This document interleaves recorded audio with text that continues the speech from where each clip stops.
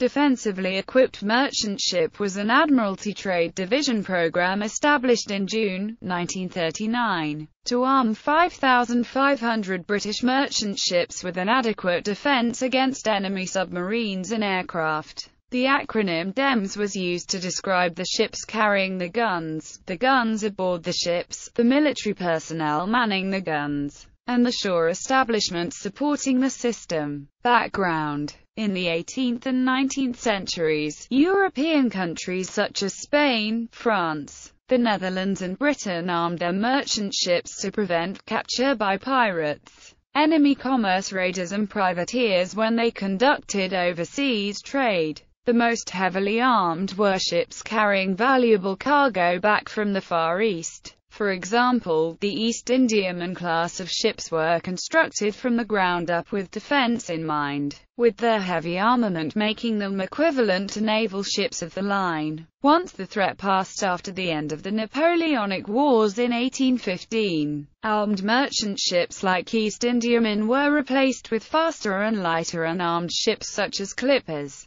Anglo-German arms race. From the turn of the 20th century, growing tensions between Europe's great powers included an Anglo-German naval arms race that threatened the security of merchant shipping. In December 1911, a memo from Winston Churchill, recently appointed as First Lord of the Admiralty, proposed that the utility or otherwise of arming British merchant ships, for their own defence, be ascertained. The Admiralty created a committee on the arming of British merchant vessels under Captain Alexander Duff, which reported in May 1912. In October 1912, Admiral Sir Francis Bridgeman became Churchill's first Sea Lord, and that October Bridgeman warned the Committee of Imperial Defence that the Germans were arming their merchant ships, nominally for the protection of their own trade, but more probably in order to attack ours. The ships being armed by the Kaiserliche Marine were passenger liners that were fast enough to serve as auxiliary cruisers. The Admiralty chose to do likewise, starting with the Royal Mail Steam Packet Company passenger liner RMS Aragon. She was due to carry naval guns from December 1912, but within the British government and Admiralty there was uncertainty as to how foreign countries and ports would react. Many merchant ships had been armed in the 18th century and it had never been made illegal, but Britain feared that foreign authorities might refuse to let armed British merchant ships enter port. In January 1913, Rear Admiral Henry Campbell recommended that the Admiralty should send a merchant ship to sea with naval guns, but without ammunition, to test foreign governments' reaction. A meeting chaired by Sir Francis Hopwood, Civil Lord of the Admiralty, agreed to put guns without ammunition on a number of merchant ships, and see what happens. Sir Aircrow was at the meeting and recorded, "If nothing happens, it may be possible and easy, after a time, to place ammunition on board." In March the policy was made public, and in April it was implemented. On the 25th of April 1913, Aragon left Southampton carrying two QF4.7-INCH naval guns on her stern. The Admiralty planned to arm Holder Brothers La Corentina, similarly if the reaction were favorable. Governments, newspapers and the public in South American countries that Aragon visited took little notice and expressed no concern. There was more criticism in Britain, where Commander Barry Domville, secretary to the Committee of Imperial Defence, warned that the policy undermined Britain's objection to the arming of German merchant ships. Domville predicted that arming merchant ships would be ineffective, and would lead only to a second maritime arms race alongside the naval one. Gerard Noel, a former admiral of the fleet, told Churchill that were a merchant ship ever to fire its guns it could be accused of piracy. Churchill replied by drawing a distinction between merchant ships armed as auxiliary cruisers and those armed only for self-defense. Privately, Churchill was more concerned, and in June 1913 he directed Admiralty staff to do everything in our power to reconcile this new departure with the principles of international law. However, the policy continued. Aragon's sister ship RMS Amazon was made the next dams, and in the following months further RMS liners were armed. They included the newly built Alcantara, which in the First World War did indeed serve as an armed merchant cruiser. World War I. During the First World War, Britain armed its merchant ships to help defend them against U-boats. A single stern gun, equivalent to what a submarine might carry,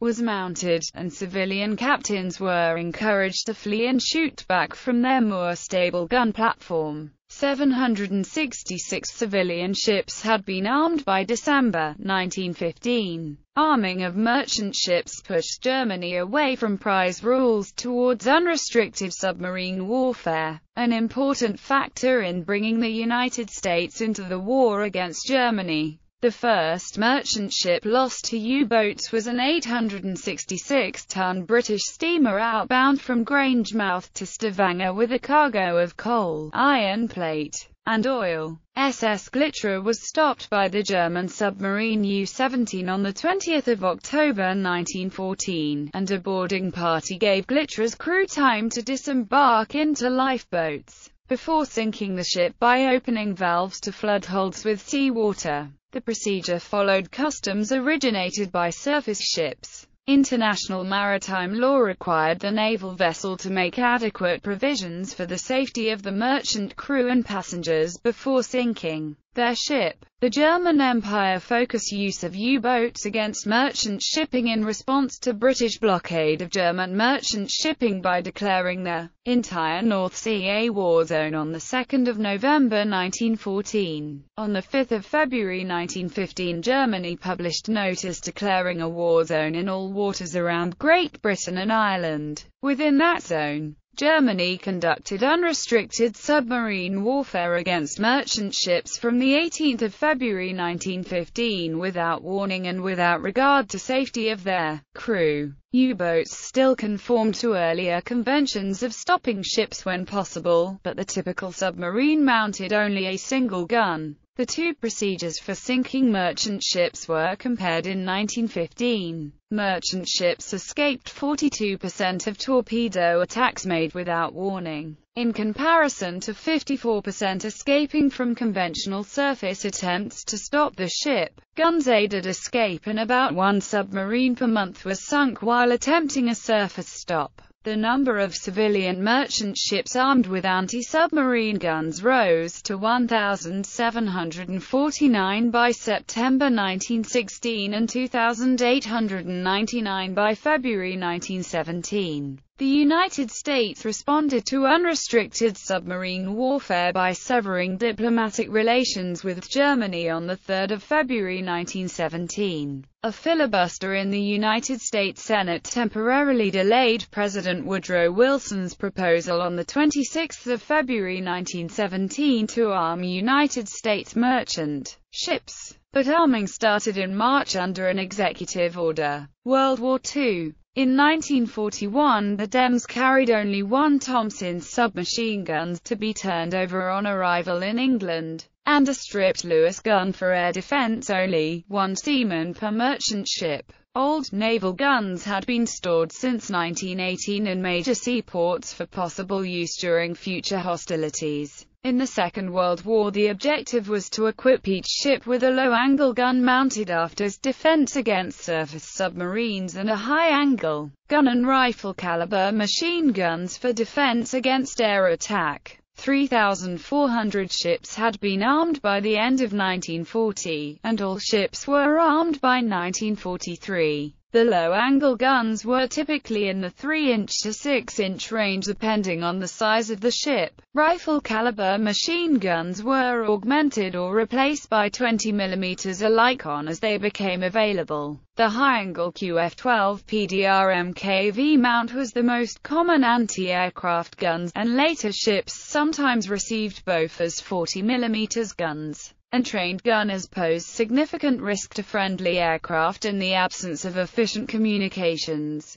DEM's guns were manned by 24,000 Royal Navy personnel and 14,000 men of the Royal Artillery Maritime Regiment. 150,000 merchant sailors were trained to assist by passing ammunition, loading, and replacing casualties among the military gun crew. Initially, Royal Artillery personnel provided anti-aircraft protection by bringing their own machine guns aboard ships operating close to the British Isles. DEM's gunners were often retired military personnel and young, hostilities-only ratings commanded by a petty officer or Royal Marine sergeant. Large ships sometimes embarked a junior naval officer to command the DEM's gunners. Canada placed guns on 713 ships, while the Royal Australian Navy provided gun crews for 375 Australian and other Allied ships. D-Day landings and the Royal Observer Corps in 1944. During preparations for the invasion of France called Operation Overlord, there was deep concern over the danger to Allied aircraft from the large number of DEMs involved in the landings. A request for volunteer aircraft recognition experts from the Royal Observer Corps produced 1,094 highly qualified candidates, from which 796 were selected to perform valuable aircraft recognition duties as seaborne volunteers.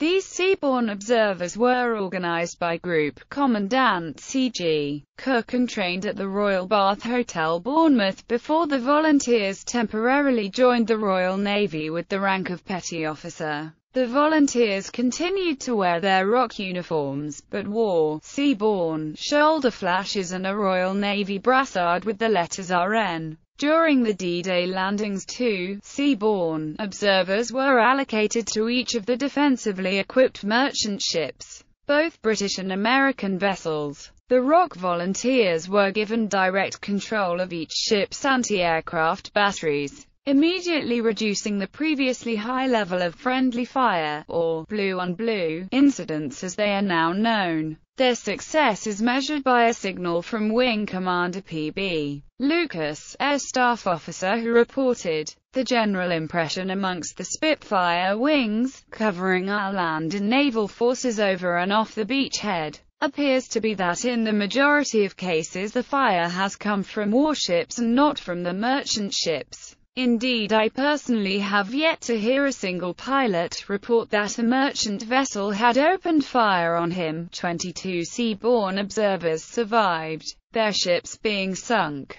2 lost their lives and several more were injured during the landings. The seaborne operation was an unqualified success, and in recognition, His Majesty King George VI approved the wearing of the seaborne flash as a permanent feature of the uniform. In addition, 10 seaborne members were mentioned in dispatches. After the invasion and just before his death, Air Chief Marshal Trafford Leigh-Mallory wrote the following to be circulated to all ROC personnel. "I have read reports from both pilots and naval officers regarding the seaborne volunteers on board merchant vessels during recent operations. All reports agree that the seaborne volunteers have more than fulfilled their duties and have undoubtedly saved many of our aircraft from being engaged by our ship's guns. I should be grateful if you would please convey to all ranks of the Royal Observer Corps, and in particular to the seaborne observers themselves,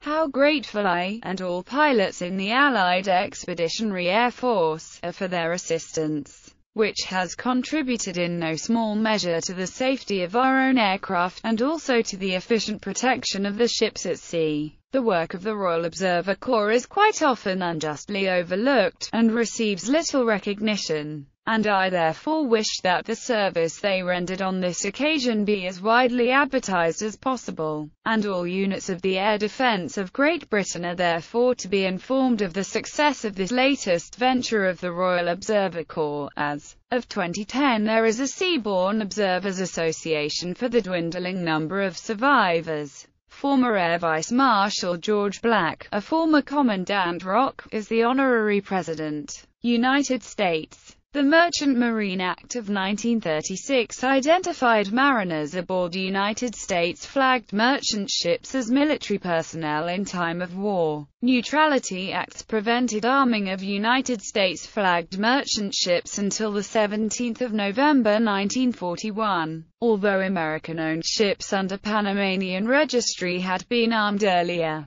guns were manned by United States Navy Armed Guard. United States began equipping ships of other nations with guns and United States Navy Armed Guard on 24 January 1942, and approximately 145,000 USN Armed Guards ultimately sailed aboard 6,236 merchant ships. United States policy was stated by the Vice Chief of Naval Operations on 19 August 1942. Ships sailing independently should be armed. Ships sailing in regularly made-up convoys, other than ships bound to North Russia or tankers en route to the United Kingdom, may sail unarmed if the urgency of delivery of their cargo warrants it. The United States followed the British practice of a single large gun aft. Early United States installations included low-angle 4.50 caliber guns removed from old Wicks-class destroyers and Clemson-class destroyers.